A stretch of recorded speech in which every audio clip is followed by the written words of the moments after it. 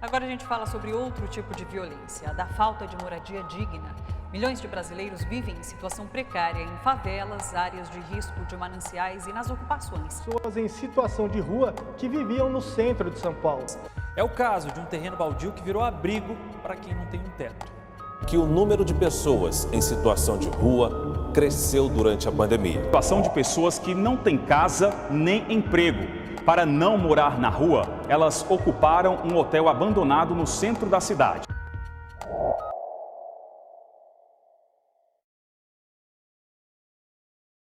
Segundo o artigo 6 da Constituição Brasileira de 1988, todo cidadão tem direito à moradia. Porém, analisando que, em média, 328 mil brasileiros não possuem moradia e 160 mil têm moradias improvisadas, é nítida a falha que ocorre no processo de legitimação desse direito básico. Esses fatos são os principais sintomas que caracterizam o problema habitacional brasileiro, que abrange a inacessibilidade de moradias e a consequente existência de moradias irregulares, que são edificações que não oferecem acesso a serviços básicos, segurança estrutural, acessibilidade e conforto.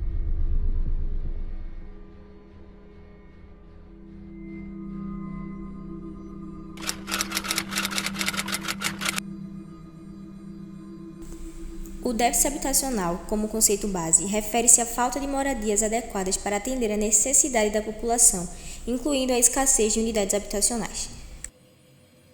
Há várias indagações que surgem ao se debater como se dá o problema habitacional, no qual é complexo e multifatorial. Onde surgiu? Quem são os responsáveis? Quem são as vítimas? Quais seriam as possíveis formas de solucioná-lo? Cujas questões são de extrema importância para se entender o contexto existente. O problema da habitação começa com a necessidade do ser humano de ter um abrigo, um local em que se sinta confortável e seguro. Os empecilhos encontrados no processo de procura por essa habitação, custo elevado, moradia em condições precárias, entre outros, é o que caracteriza o problema habitacional e torna cada vez mais a moradia de qualidade um luxo. Os principais fatores que acarretam em tal problemática são o crescimento populacional desordenado, desigualdade econômica, infraestrutura urbana ineficiente e a urbanização acelerada. Porém, há controvérsias no que se diz respeito a esse problema. Do ponto de vista da economia política, o Brasil possui exatamente o mesmo número de habitações para o qual existe uma demanda monetária, ou seja, o número de habitações que existe no Brasil é equivalente ao número que as pessoas podem pagar. A demanda é atendida. Logo, surge a relação entre a habitação com o capitalismo, no qual tal sistema desenvolveu uma ideologia que procurou convencer o trabalhador das maravilhas da ordem burguesa, ou seja, do modo capitalista de produção. Através de uma dessas ideias, procurou mostrar ao trabalhador uma falsa liberdade e independência. Esse trabalhador, agora livre, na verdade era um homem despejado, não só do seu meio de trabalho, mas também de sua casa, desde o fim do feudalismo até os dias de hoje. Devido às suas características e intrínsecos dilemas, o capitalismo não busca oferecer habitação digna para todos, à medida que há a necessidade de escassez para sua manutenção. A classe dominante mantém a exploração sobre o proletariado, reduzindo sua qualidade de vida e controlando o chamado exército industrial de reserva, desempregados que, em sua maioria, fazem parte da estatística de desabrigados ou moradores de habitações irregulares. Outro tópico que vale a pena ser observado sobre o problema habitacional é o perfil das vítimas desse sistema. Quem sente o primeiro impacto desse déficit?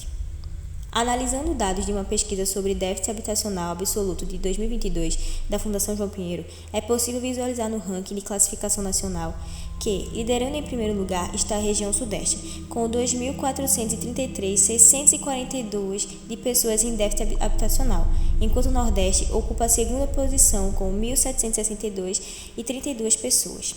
E em terceiro, a região Norte, com 773.329 pessoas. Mais a fundo da biópsia do problema habitacional do Brasil, o número de casas vagas supera a estimativa de déficit habitacional, 12 milhões de domicílios vazios no Brasil, disparidade enorme em comparação à quantidade de pessoas sem lar no país, 2 vezes maior. Em território nacional, o problema se dá principalmente pelo ônus excessivo com o aluguel urbano, estimulado pela especulação imobiliária e pela precariedade da infraestrutura das habitações, do qual a maior parte da população que sofre com essa defasagem é a população preta e parda. Diante do problema exposto, apesar das péssimas condições de vida de grande parte da população brasileira, decorrentes principalmente da desigualdade estrutural que segrega o país e de uma grande disposição política, o governo brasileiro tem implementado programas habitacionais notáveis para tentar minimizar o problema. Por exemplo, o programa Minha Casa Minha Vida, que oferece subsídios para a compra de habitações. Contudo, empresas do setor privado também têm um papel importante a desempenhar, em que devem oferecer financiamento acessível, construir habitações populares e desenvolver tecnologias inovadoras para reduzir custos, sem abrir mão da qualidade de vida. A cooperação e a autogestão podem ser ferramentas poderosas para criar moradias dignas e acessíveis, fazendo com que todos possam ter, efetivamente, o direito à moradia.